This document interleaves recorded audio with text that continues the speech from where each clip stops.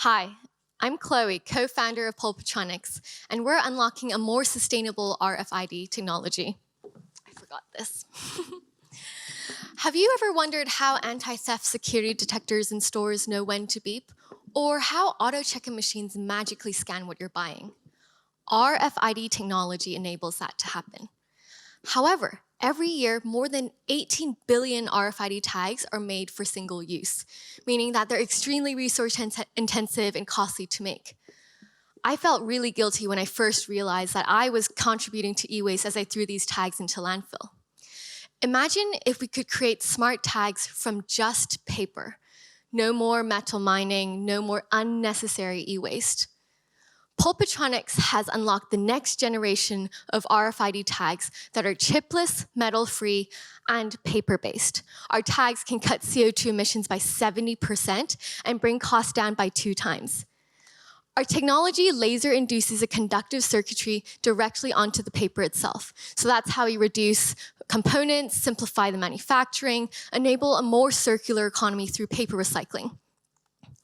No one in the industry is commercializing smart tags that are metal-free. And because of that, their cost and emissions are significantly higher. The global RFID market will reach $36 billion by the end of the decade. And currently, more than 60% of RFID tag production goes towards the fashion industry. So we're starting with the sustainable fashion market in the UK first, before diversifying into logistics, manufacturing, packaging, as well as hospitality.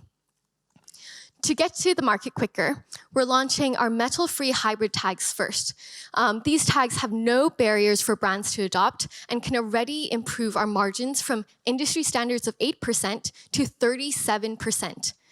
Following that, we will launch our chipless tags once we further our R&D a bit more. These tags can improve margins to 54% and can reduce even more CO2 emissions. Finally, we will license out our technology once our 2 patents have been filed, or I guess approved. Since launching in June 2023, we've spoken to 70 stakeholders to understand sustainability priorities as well as inventory management practices. We've secured 8 letters of intent and have 3 pilots lined up to trial each one of our products with later in 2025.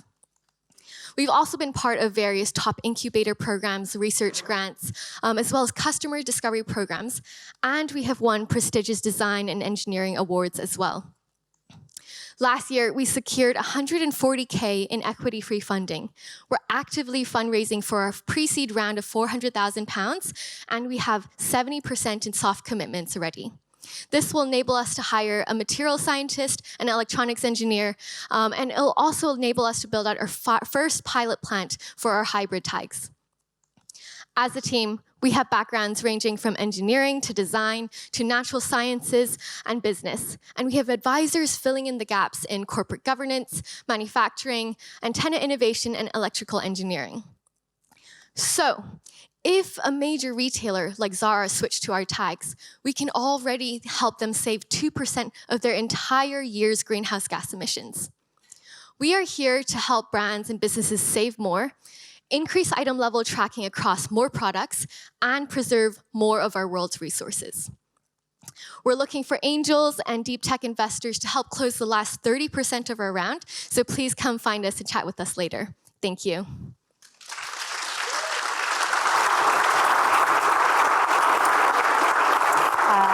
Very well done. Thank you very much indeed. And we invite your team member to join us on stage. OK, over to your questions. And again, the QR code is on the screen now. Let's start off with one about the other sustainable tags currently in the market. Are there any?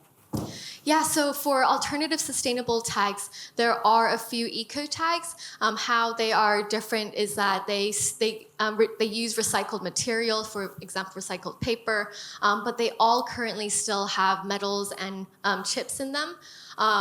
So even though there are also eco tags in the market, they're actually not being implemented in the market because of their costs. So that's where we see ourselves coming in to be the most sustainable and affordable as well. We have a question about testing. One audience member asks, where are you testing this currently? Let's take this one. So the tags were first validated at Imperial College London, where they reached TRL 4. And then we took them to another grant collaboration with Cranfield University, where they were tested under a simulated environment and reached TRL level 5. And we are currently further improving them in-house as part of our Innovate UK grant. The next question asks, what scale do you need to reach to validate a licensing model to key target customers? For this question, licensing model, that's definitely on the later part of our roadmap. So hopefully we'll be able to actually start thinking about this later in mid next year. However, we do have a very interested party who we are actually looking to pilot with, and they're interested in basically integrating our laser technology into the production line. So we would be thinking about that as a licensing model with them. Okay. How does it work without metal? I'm happy to take this one. So basically, the way we are replacing the metal is we have a very specific paper substrate that we optimize for this purpose. And we use a type of laser with, again, pretty specific settings that changes the chemical composition of the top layer of the paper, and it turns it into a conductive carbon-based material, basically. So that way we can avoid using metals, and we don't actually need to add anything to the paper sample. We are working from the paper. We have a question in about whether it's possible just to rip it out. The plastic one is hard to take out currently. So I think for our product, we are definitely not, our goal is not to improve kind of theft prevention mechanisms. So if you really wanted to kind of steal the product or, steal anything, someone could definitely take a pair of scissors and go and like try to cut the tag off. So that's definitely not something that is like core priority.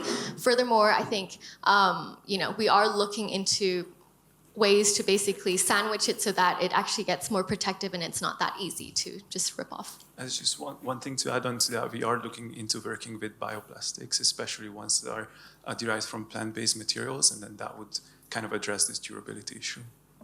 Okay, we have a question in which I need glasses to read, but RFID have ranges from centimetres to various metres, and are used in operations beyond in-store experiences. Does your product work at distance and crowded setups?